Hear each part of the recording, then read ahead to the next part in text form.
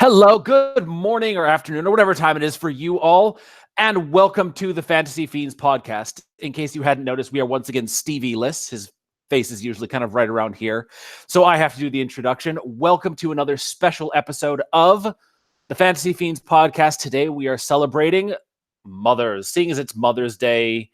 Well, here in Canada, Mother's Day is on Sunday every single year, so I think it's Sunday the 12th this year. In Mexico, it was May 10th. Without fail. I don't know what in the US, when is Mother's Day? It is this Sunday. Is it like the second Sunday of every month, or is it a specific day of the month? I think it's the second Sunday. I could be wrong on that, but it sounds about right. Okay. And Steve, what about across the pond? It's in March somewhere. Really? Second Sunday in March, I think. Yeah. Wow. That is, I've never heard that, but that's awesome. Anyways, seeing as it is officially Mother's Day month on this side of the world, we are celebrating mothers in fantasy and, of course, all awesome fiction. So I have got an awesome lineup of authors here with more coming as soon as they can figure out the wonders that is Google Hangouts. So why don't you guys go around and introduce yourselves one at a time, starting with Kristin. Hi, I'm Kristin J. Dawson. I write young adult science fiction fantasy. I'm on the board of Deep Magic Easing, which is a science fiction and fantasy publisher. And I'm also the literary contributor for howdoesshe.com, which is one of the largest parenting blogs in the world. And I'm really happy to be here. Thank you for the invite. Very, very cool. ML.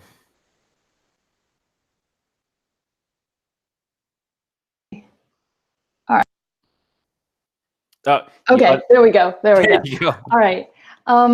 Yeah, so I'm ML Wang. My first name is Miracle. It's not a secret. It's just, well, one, a tall order, and B, kind of whimsical, and I don't want to be pigeonholed. So I started out self-publishing YA books. My main series is the Theonite series, and I just recently published an adult fantasy spin-off that's the Sword of Kaigen, and that's the one with the cool mom in it. So yeah, and that is officially the Indie Fantasy Addicts read of the month, the book of the month. I think about 15% of the way into it. No spoilers, but they just fell into the lake. So it's a lot longer than I expected. It is long. It's longer than I expected. So there's that. But it's got me interested. Already I've seen a couple of glimpses of the mother, Misaki, right? Mm-hmm. And I was very intrigued by what was going to happen with her throughout. So very excited to get there. Steve, why don't you tell us about? Hi, I'm Steve McHugh. I am the author of the Helocan Chronicles, which is 7 books long. The last book of which, Scorched Shadows, was nominated for a David Gemmell Legend Award for Best Novel in 2018. I didn't win. I lost to Robin Hobb, which I'm perfectly fine with. If you're going to lose to Robin Hobb. Yeah. And also the Avalon Chronicles, which is we finished last year, and the Rebellion Chronicles, which first book of which, Sorcery Reborn, comes out this November. So yeah, that's me. Oh, very cool. TL. Hi, I'm TL Branson, and I write YA epic fantasy. I started writing about a year and a half, 2 years ago now, and I've currently got 3 full-length novels out, all in the same series, Soulstones, and a bunch of short stories and novellas going along with that. Currently writing a lit RPG series, which has been picked up by an indie fantasy publisher, I guess you can call it that. Athon Books, if you're familiar with Rhett C. Bruno and Jamie Castle, their publishing house.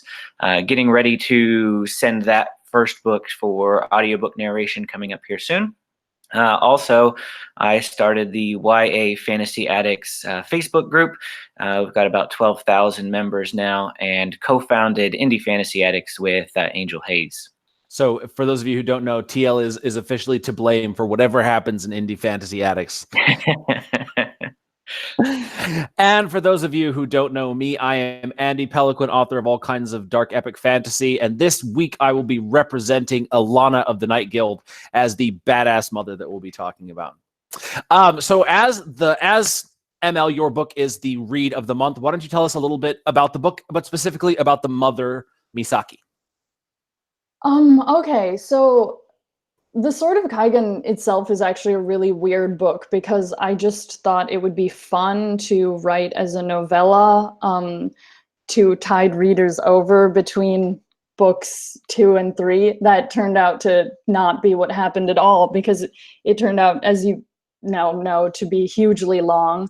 It really overgrew its bounds. I have trouble controlling the stories I work on that way.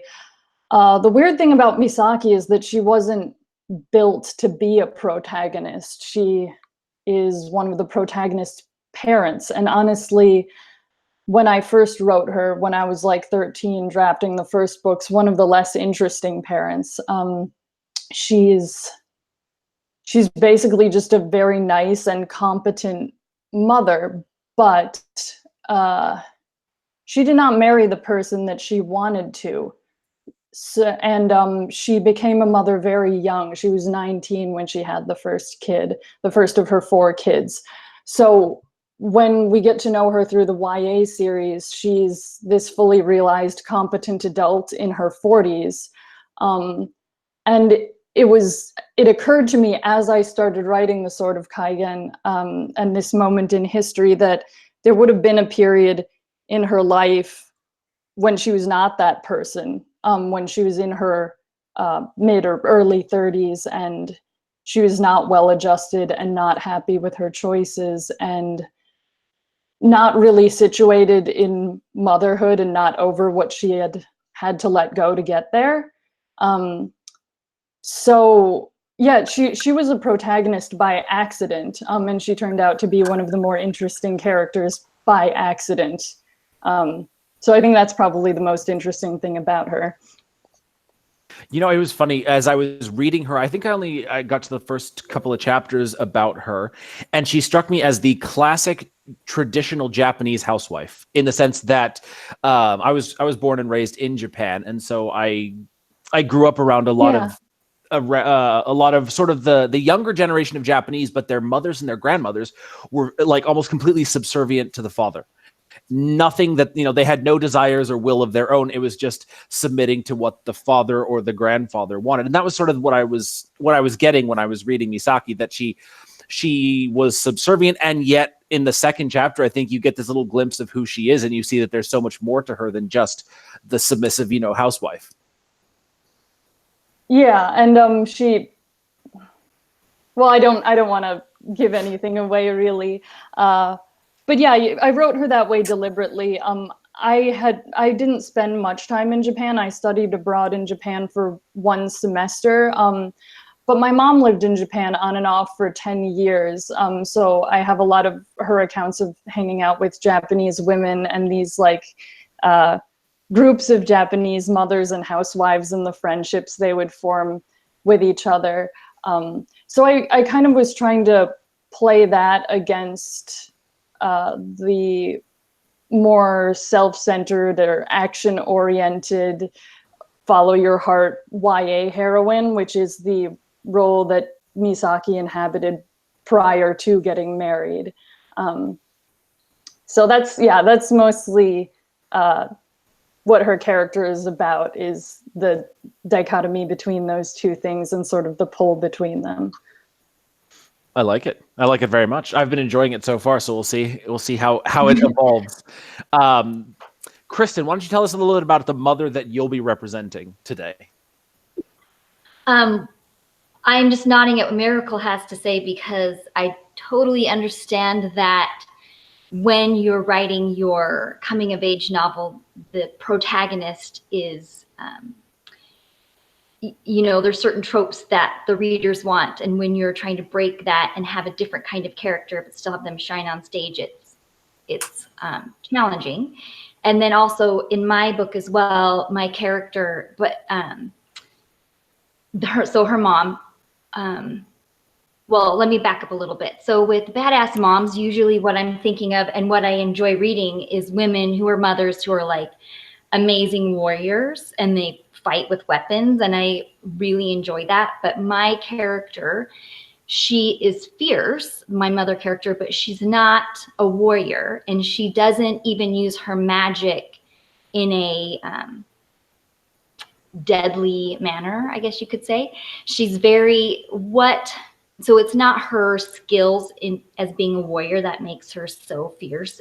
What it is the person that she is on the inside, and the things, like Miracle said, the things that she's gone through in the past off the page has made her what she is. And she's really fierce and tough. And I think of her like Sarah Connor from Terminator, because she knows things that nobody else knows. And so she's preparing for things that nobody else is preparing for. And so she comes off, some people think that she's or the reader is going to think she's really rough around the edges. But as the story progresses, you realize that she was very wise all along, to be preparing for certain things. And also the way she treats her daughter in the story, she's not a kind and compassionate and soft mom. She's very hard and drilling her and preparing her and making the protagonist make tough choices, and then to help prepare her for her own arc and journey. So anyway, yeah, so my main character, the mom, her name is Rubia, and she was really fun to write. And it's interesting too, because like I said, she's not very nice and soft and kind.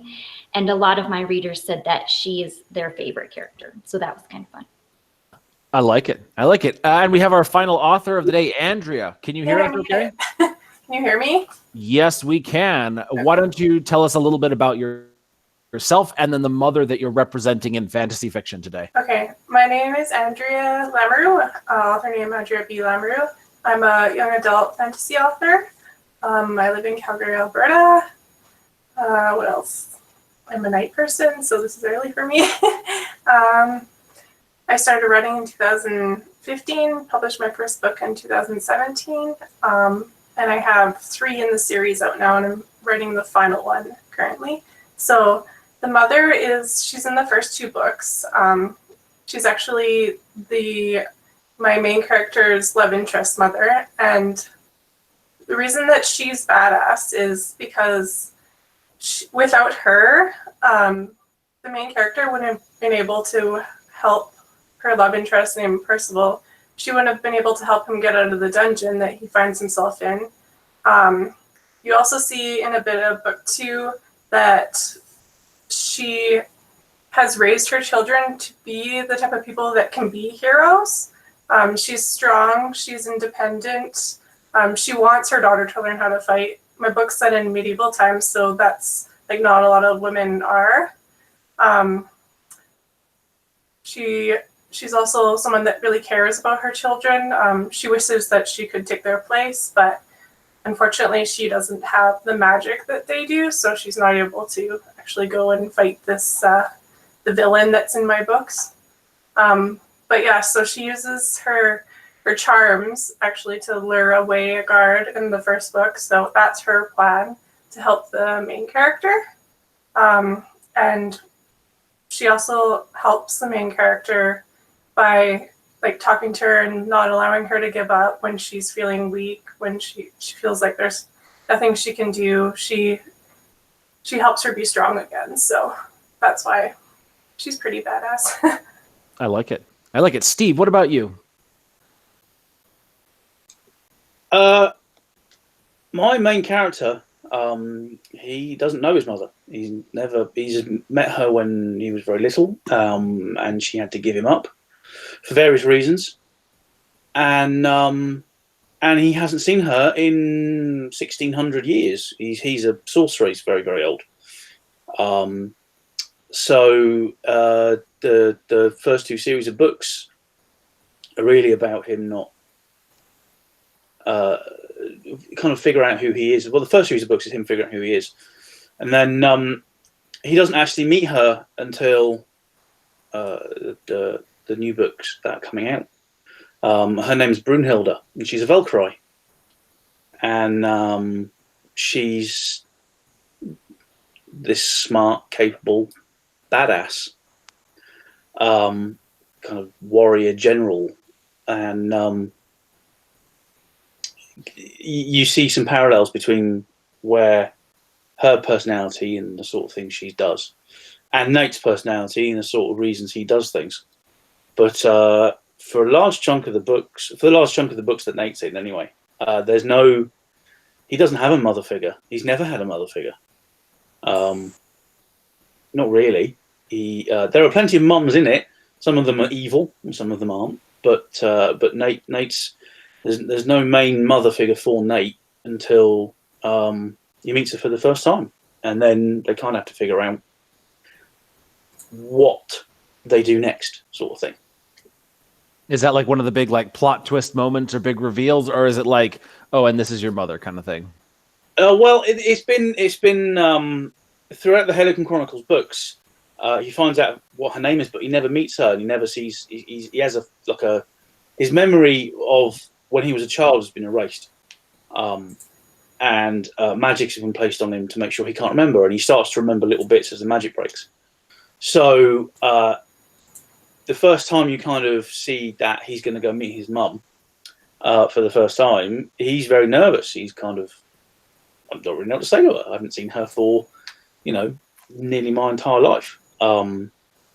And she's kind of in the middle of fighting a war. So she's got slightly more preoccupied things on her mind than meeting her son. And then when she does find out she's going to meet her son, that kind of throws her for a loop a little bit, because she hadn't expected to. She wasn't allowed to for such a long period of time. Wow. Very cool. I want to hear more about her. But first, TL, tell us about the mother that you're representing. There's actually two mothers in my story, two sisters actually, but there's one that most all of my readers are probably thinking of, and that's a woman by the name of Kate.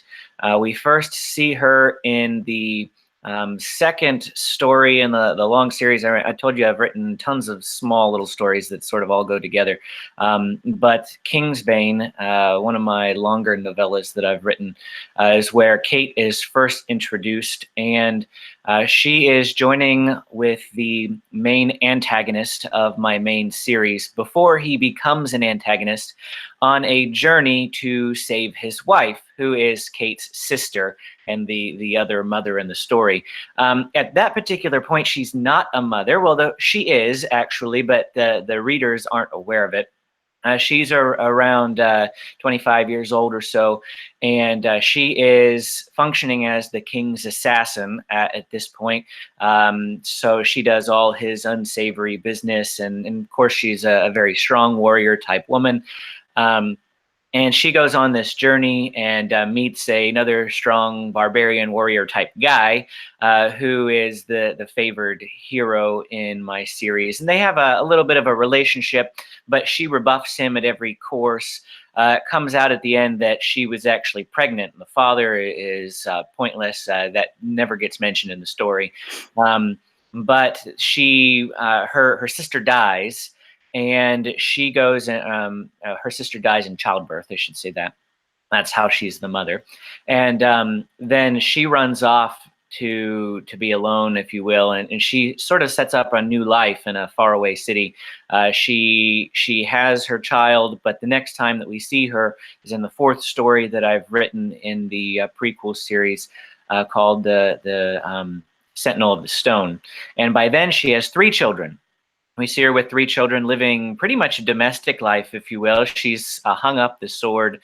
She's given up all of that. But trouble finds her no matter where she goes. She's trying to avoid that type of lifestyle, but that lifestyle finds her. So there's this big gap in the story, about 14 years or so. And during that time, she's training her sons to become fighters and warriors, and her sons are the main characters of my main series. So she still has some dealings with the story, and she comes up again in book 2, but she was the main influence essentially for everything that happens in my series. I like that. That's very cool.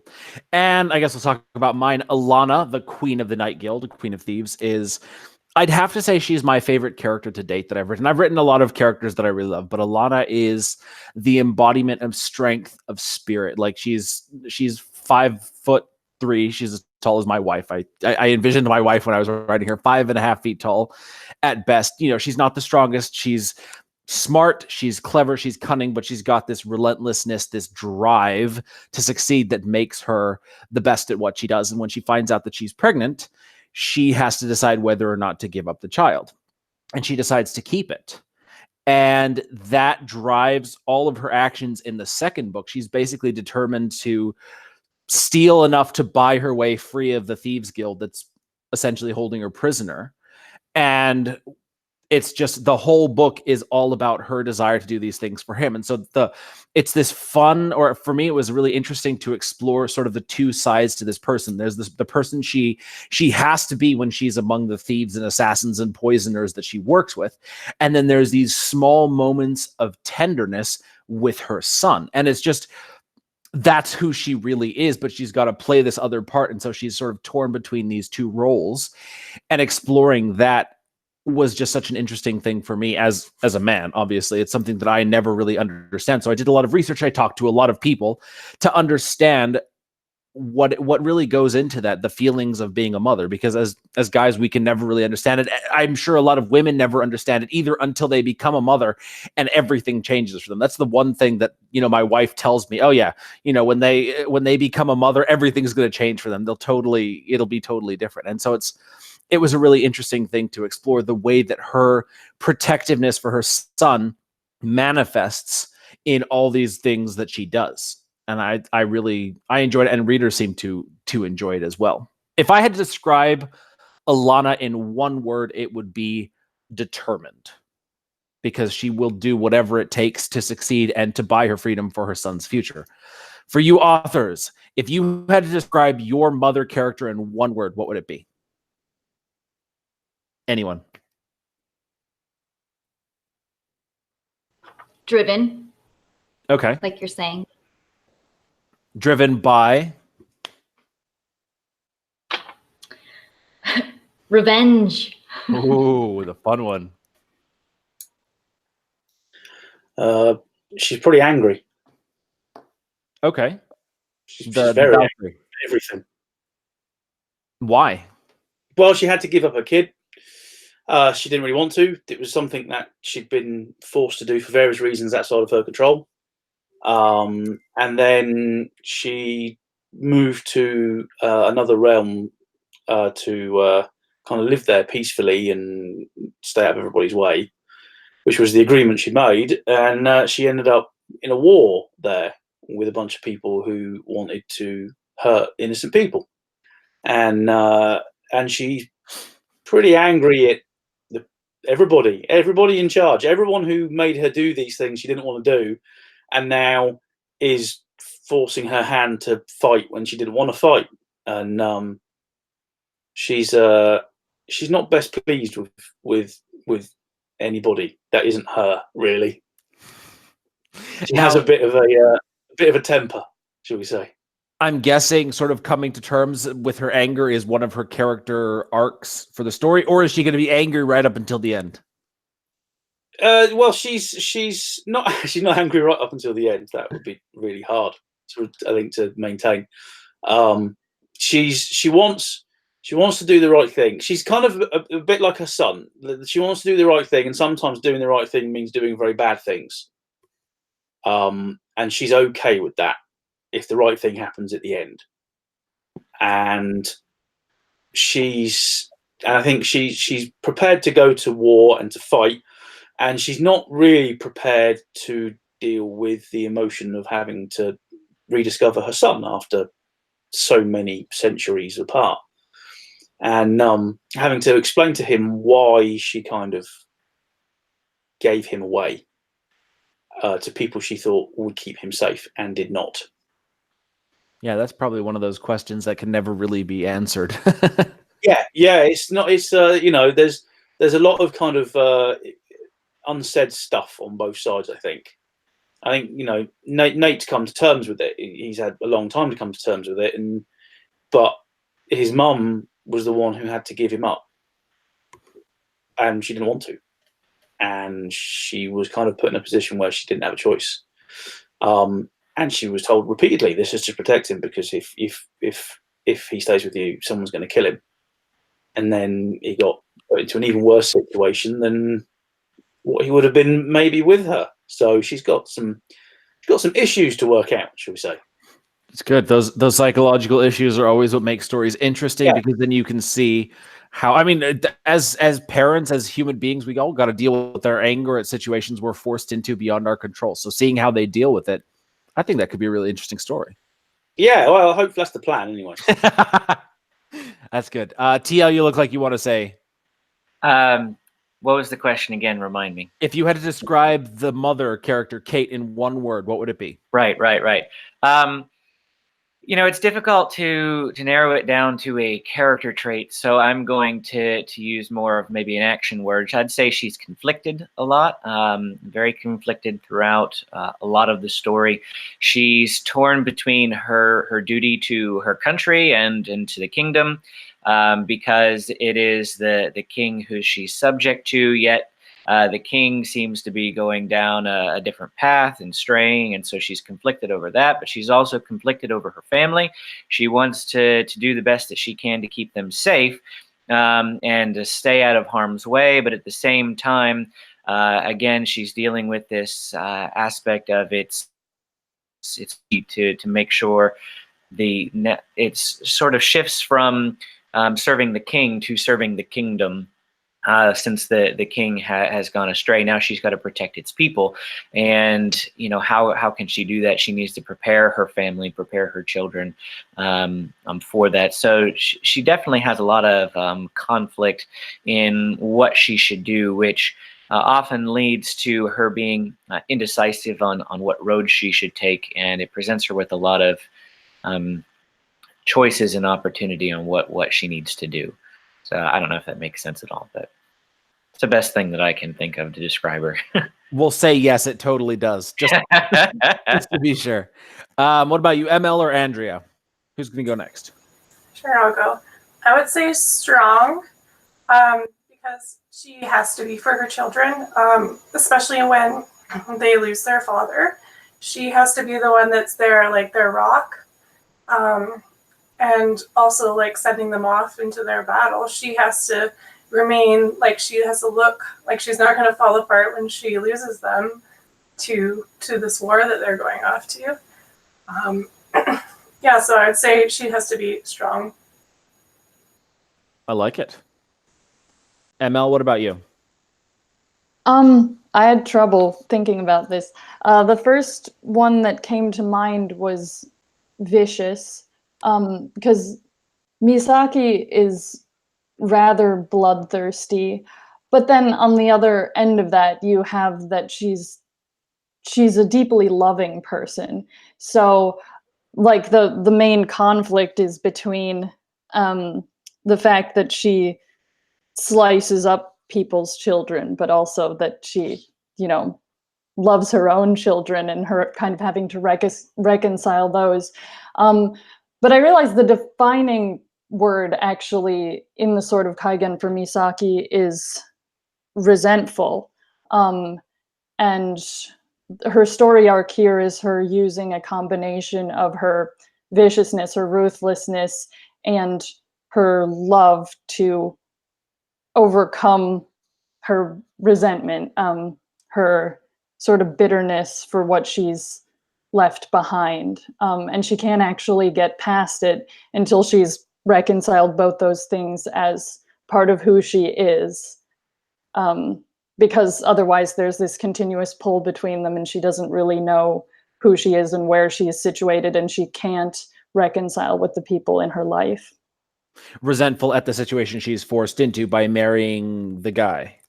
Yeah, more or less. Okay, so I'm only 15% of the way into the book, so that's what I got. But it was, like I said, it's really reminiscent of Japanese culture, because I've seen so many of these hyper intelligent women. Misaki struck me as a very intelligent woman, and one of the friends that I had growing up, his mother was married to a pretty traditional Japanese man, and her parents were very intelligent. She was very intelligent. She had, I don't know if she had a business degree or something. She was like very successful, but then like so many Japanese women at the time, she gave up all of that to be the mother, to raise her kids, to, you know, to sort of do the subservient thing. And and that's one thing that I know is very common in Japanese culture, these women giving up everything. And I'm sure that breeds a lot of resentment when they have to leave all that behind to go and, you know, be the dutiful housewife. Yeah, and I mean, this also came from like I'm not Japanese. I'm half Chinese, but my father's side of the family, the Chinese side, that was the story of all the women in his family. His own mother, who actually ended up in a really physically abusive relationship, and his grandmother, who was some kind of genius businesswoman who had like a thriving tea house before the Japanese came and destroyed it and destroyed everything. But yeah, so there was a story that I was familiar with, even though I haven't lived it, and it was exciting to get to present that. Yeah. That was something that immediately struck me when I was reading the book, because it was so familiar. I didn't want to assume that it was part of the Chinese culture, but I know from firsthand experience that it's Japanese culture. So, well, my dad's from a really small, like deeply impoverished, tiny village. So like they're the last to get progressive about everything. Like the cities moved faster in terms of you know, gender roles and running water and all that good stuff that the city people get first. very, very interesting. Now, here is an argument. You know, Steve, this your question, or your description of your mother, the mother character, not your mother. It prompted anything like my mum. Yeah, it prompted the question of the nature versus nurture. You know, you said that he exhibits some of her traits, having never known her, so there is a lot of her nature in him. Yeah. But yeah, then does nurture play a part in who he becomes, in a sense? Yeah, I think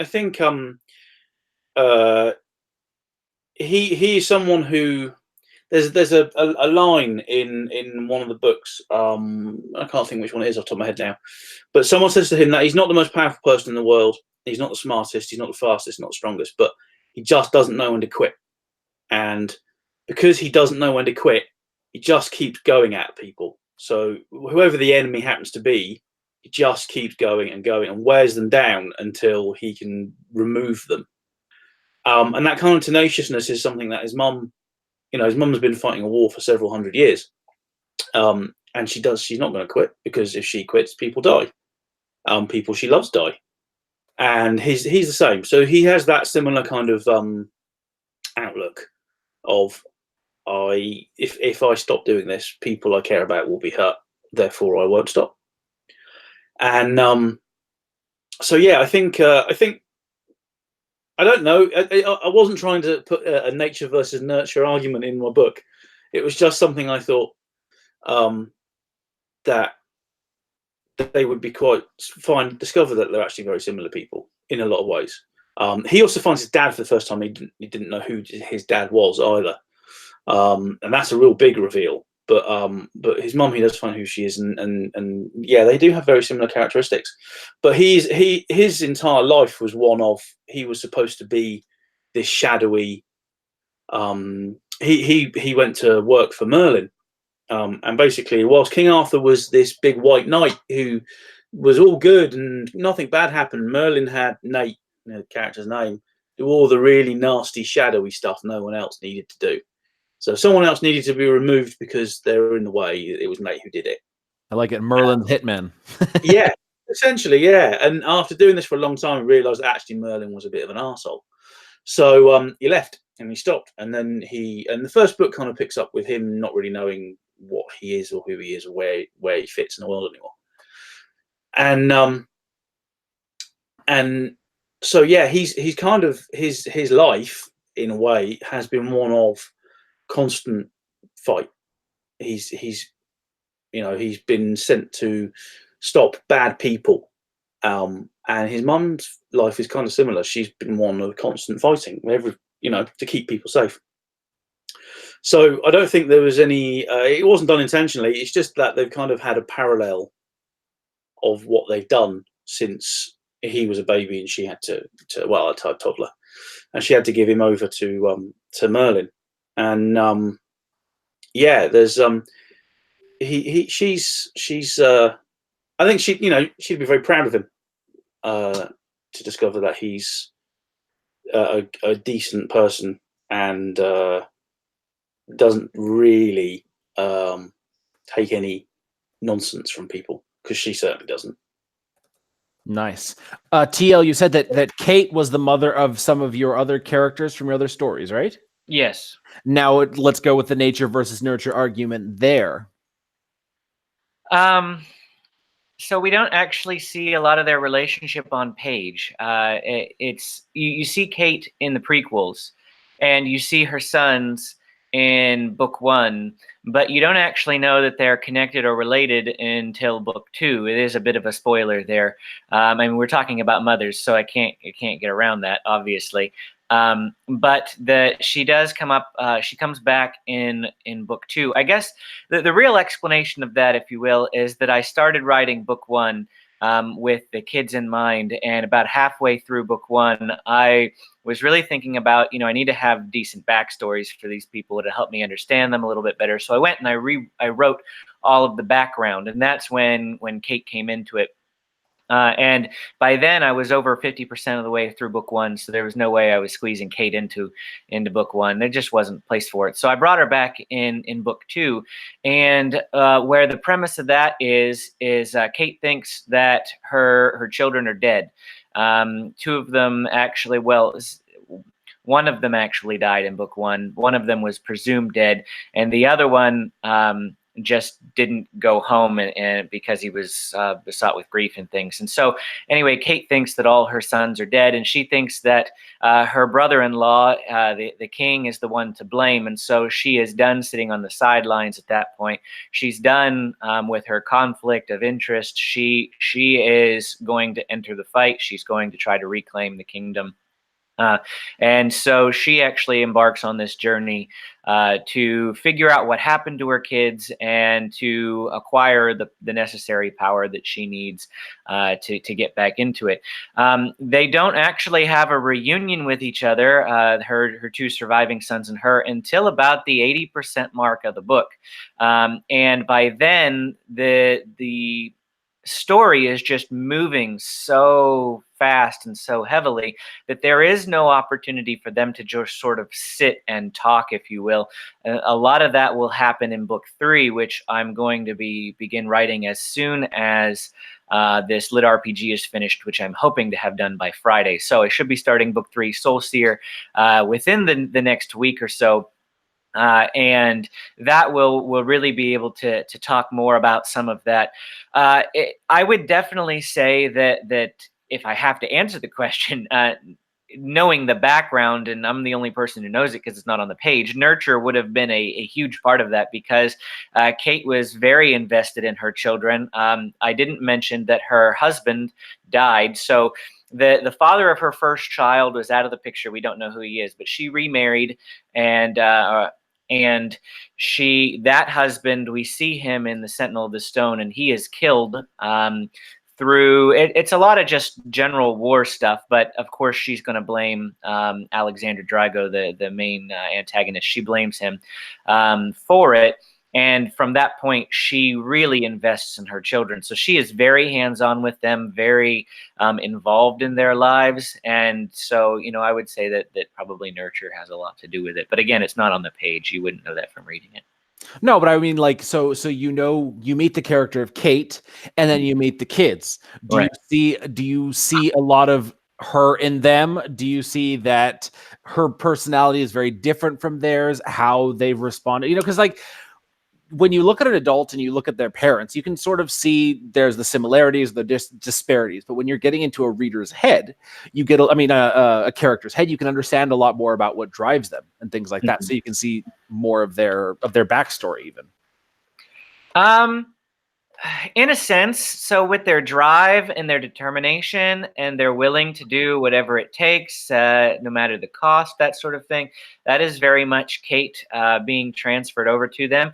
But at the same time, she's a very private person. She is unwilling to open up She keeps to herself. She wants to you keep everything close to her chest. I mean, she's the assassin character. She has learned when to speak and when not to speak, when to keep your cards, hidden and that sort of thing. She is a very reclusive type person because of that, where I think that her children, sort of the opposite happened because their mom was so reclusive. They knew nothing of her life. They knew nothing of her family. She didn't tell them any of that. They don't know. They at that point in the book 1, they had no idea that they are related to the king of the kingdom and that sort of thing. They have no idea of any of that because she has kept it so hidden, so guarded.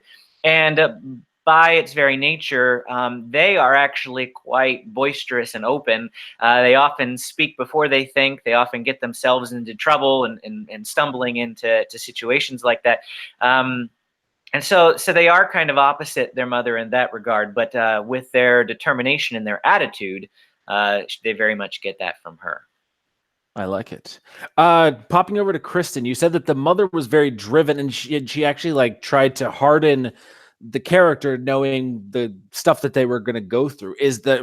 Obviously nurture has a huge effect to play in that, but did some of her nature come through, or which do you feel is more influential in your character? Well, I was grinning because Rubia, the mom in my book, is actually not the biological mom, and that's not a secret in the story. It's not really a secret. You find out in the chapter 1. But basically, the main character's mom dies when she's 12, and her mom's best friend is Rubia, and the main character's dad is still alive, and he and Rubia are friends, but he is not her type at all. She would never give him the time of day. So, but she really does. She's always been involved with the main character's life and always played that role, but she is really different from the protagonist, very different. And she was very different from the main character's biological mom. They were just really different. I don't know, they're super different. But also for me, I am a mom. I have 3 kids, and for me, what I find to be really interesting, which I am 100% sure translates over to my writing, is that I have 3 kids. They were raised in the same environment, the same parents, and they are so different. Sometimes I feel like I'm just providing a roof for them to live in because they kind of do their own thing. And I'm basically saying, here's your lane, stay in this lane. But they aren't really like me or my husband necessarily, and they're so different from each other. So it never occurred to me to have my characters even have the same characteristics as their parents, because I'm so different from my siblings. All my kids are different from each other. So I don't think I would have very much of nature in it. I guess I just feel like kids come the way they come, and you just gotta love them, and that's that. Very interesting. I don't know. Andrea, what about you? Nature versus nurture for your characters. I would definitely say more nurturing. She kind of lives for her children, and the way that she's brought them up is, well, her son she's brought up to be a constable because the plan is for him to take over his father's position so his father can retire. So she's definitely pushing that, but at the same time she also does it in a gentle way. She's not that's actually what he wants to do. It's not like you have to do this. And then with her daughter, she definitely same. She wants her to be a strong woman too. It's just kind of her natural way is to be nurturing, though, if that makes sense. Yeah. So yeah, I'd say she's definitely more nurturing. I like it. All right, now the final question before we run out of time. Did you write any traits from your mother or another mother in your life, whether it's an aunt, a grandmother, your wife, your partner, whatever? Did you write any of those traits into your character? As an example, I would say the character Alana gets my wife's sort of stubborn nature. I haven't won an argument officially in our 10 years of being together. No matter how many arguments I've actually won, I've never won one. So that's something that I definitely wrote in for my wife. And from my mother, it's something that I just kind of did instinctively, is her intellect. She'll think through everything. And that's the same thing that the character of Alana does. She'll plan out every step. Everything will be planned. And of course, she'll have to, adapt as circumstances demand, but she'll go into every situation with a plan. What about you guys? Tell me something about a real life mother in your lives that you wrote into these characters. Anyone? I'll go first. Basically, what I was saying with Ruby and not being the biological mom, that was really important to me. And it's not necessarily a characteristic, but the way I grew up, I had a wonderful mom and a really great home that I grew up in. But I had so many other women in my life, in my community, that were mother figures to me and helped me grow and be successful. And I feel like that was my way of saying thank you. I recognize that that motherhood is more than just being a mom. It's a role that you can play in your community as well. I like it. Who else? This is going to sound awful. So prepare. I not for the mum I was talking about earlier, Brunhilde. But there was a character in the earlier books of the Hello Chronicles. Her name was Mara, and she was all about her before the kids, before her daughter. She put herself before her daughter at every available opportunity. And that is not entirely based on someone, but there is someone that I knew at the time who very much put herself before her children. And then I just kind of turned that up to 10 and wrote Mara as a really unpleasant villain. But yeah, there was so it's not. I can't imagine anyone would be as bad of a mum as Mara is to her daughter, but there were certainly traits there that I took from someone I knew and then just dialed it up and made her evil. I'd say it might be less uncommon than you think. I mean, you see it so much. Obviously, always the villain in TV shows and movies, but you see these parents not necessarily looking to hurt their kids, but just so self-centered and so narcissistic and focused on what they want. I mean, a pretty good example of that is parents who buy a ton of alcohol and cigarettes and their kids go hungry. I've seen that so many times. Yeah. Living in Mexico, I would see that. The street kids would be going, car to car begging, and the parents would be off to the side smoking and drinking, just things like that. So it's a very common thing that we don't see because we're not in these people's lives. But yeah. There's one line in it. There's her daughter Chloe. She comes out as gay in the book to another character, and she said that she told her mum, and her mum said it's all right, it's just a phase. You'll get over it. And that's something I know that a mum told their daughter when she came out. Wow. Which I'm sure has happened to plenty of people who come out over the years. But yeah, I thought that was pretty cruel and flippant, and that kind of summed Mara up pretty well. Cruel and flippant. She didn't need to be. She just only thought of herself. Very good. 3 people left to chip in. Want me to take over? Okay. Do it. Sure. So I'm just going to start off by saying I'm terrible with character prep and character, thinking about influences and things. People always ask, what inspired you for this and for that? And I don't have any straight, I see this characteristic and I want to write this characteristic. I never do that with any of my characters. It more or less is the story that defines them. They continue to grow and they develop, and I sort of learn more about them as I'm writing. But that being said, surely, my experiences are going to be what sort of gets, it's made into the story. Obviously, I write what I know. Most people write what they know. And so I would say that growing up in a single parent family where my parents were divorced and I mostly lived with my mom, that definitely played a part to see my mom as the sole provider and for, being strong and being there for me. And that sort of thing probably would have played into it, which I can't say that's why I killed off Kate's husband to basically make her a single parent mom, if you will. But that is just sort of what happened. And of course, now she's raising 3 boys on her own, and she needs to be the provider in a very medieval world where, the typical medieval setting, usually the man is the one who is the provider. And so now Kate has to not only be the provider, but still take care of her 3 children in a very male-driven, predominant society. And so that definitely, her skill set from her earlier life definitely played a part in that. But did I intentionally write a single-parent mom because I had I was in a single-parent family? Not necessarily.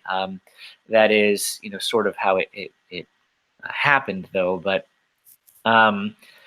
yeah, that's about all I can say. I don't really write my characters with other influences in mind, if you will. Well, no, it's like it's a subconscious thing or an unconscious thing. Like you said, you didn't go into it expecting to write this, but because it was something comfortable that your mind, your psyche, your creativity was familiar with, it just instinctively became, you wanted to create. I mean, I'm guessing you wanted to create this mother character.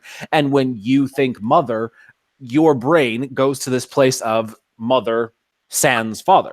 There is some association to that. So it created that on the page. And that's one of the things that I love exploring through understanding the characters, but then also the authors, is you see how people's stories shape their lives and their lives shape their stories. It's always so fascinating for me.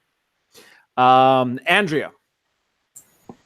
Okay, so the thing with mine, I think that kind of comes across from my own mother is my mother decided not to work while she was raising me. She decided her job would be solely to raise me until I was probably about 15.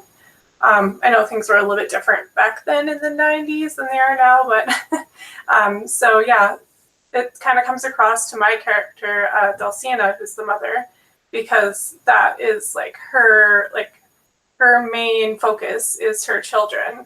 She's there for them while their father is the constable of their kingdom. Other than that, I don't really think I drew on anything from another mother. I'm not a mother myself, so and yeah, I think it just she evolved as I wrote the story, and she became what she needed to be to push the other characters forward. I like it. And Miracle, you're the last one.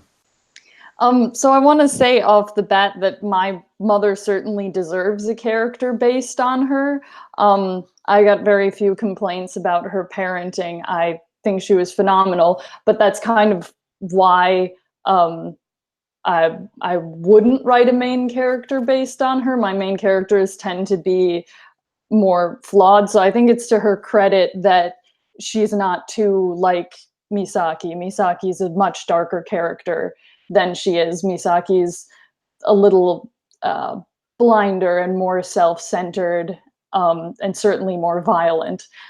So I'm glad that I didn't have any of those qualities in my own mother. Something that was really interesting that came up when writing Misaki was that when you write a mom who's a mother of 4, so who has had 4 children with her body, who is also an action hero, that would have been a really difficult experience. But I was super excited when it occurred to me that I know how to do that because I'm a karate instructor. So I teach not just little kids. I often teach their moms. I teach family classes.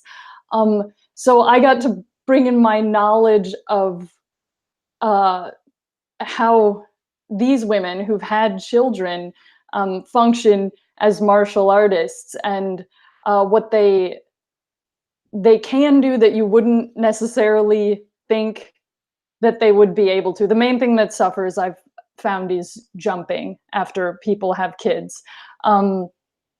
But the other funny thing, when I was when I came up to the action scenes, and I was like, oh, okay, so what can a mom of 4 who had extensive training as a teenager but hasn't trained in a long time do under extreme pressure? And at first I was really pessimistic because I still had it in my head that Misaki was in her mid to late 40s. And then I looked back at the timeline and I was like, oh, 34.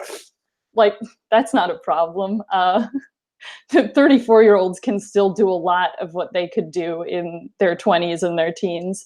So it was really interesting to bring that physical element of mothers as martial artists and how their bodies change and how they're physically different into the story. It was really, really weird, and I probably wouldn't have gotten to do it in a different story.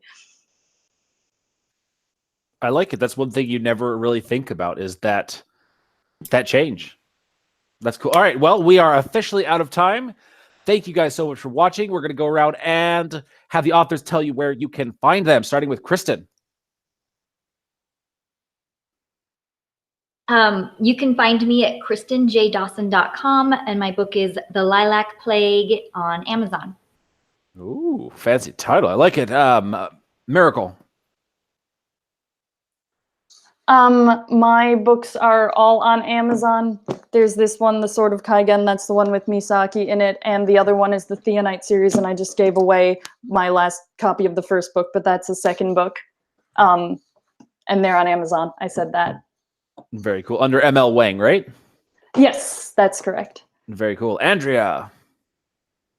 You can find me at AndreaBLamoureux.com, and my series is The Elemental Diaries, and they're also on Amazon. Very cool. I will definitely say look up the book title, because I tried to 3 times to spell Lamoureux properly. Oh. And the French spelling, it could either be EAUX or EUX. So it's, yes. Yeah, just look up The Elemental Diaries. It should come up. There you go. Very cool. Steve. Hello. I'm on Twitter and Facebook, and you can find my books on Amazon and in bookstores as well. Waterstones and the like. And the first book is Crimes Against Magic. Under Steve McHugh, right? Yeah, they're all under my name, yeah. Very good. And TL. You can find me on tlbranson.com. You can shoot me an email at tl@tlbranson.com. Also on Facebook, that's primarily where I'm at. If you want to find out where I hang out, come to Indie Fantasy Addicts, and that's where you'll find me. You can stalk him there like the rest of us. And I'm Andy Peliquid. You know where to find me, right here at the Fantasy Fiends podcast. We are on tomorrow night with Dale Lucas and his Fifth Ward series, and we've got another episode on Thursday with Jamie Davis and his the magical paramedic. I totally got the name wrong, but it sounds like such an interesting series that we're going to talk about. So pop back in tomorrow night. Thank you guys so much for watching. Have an awesome day. Goodbye.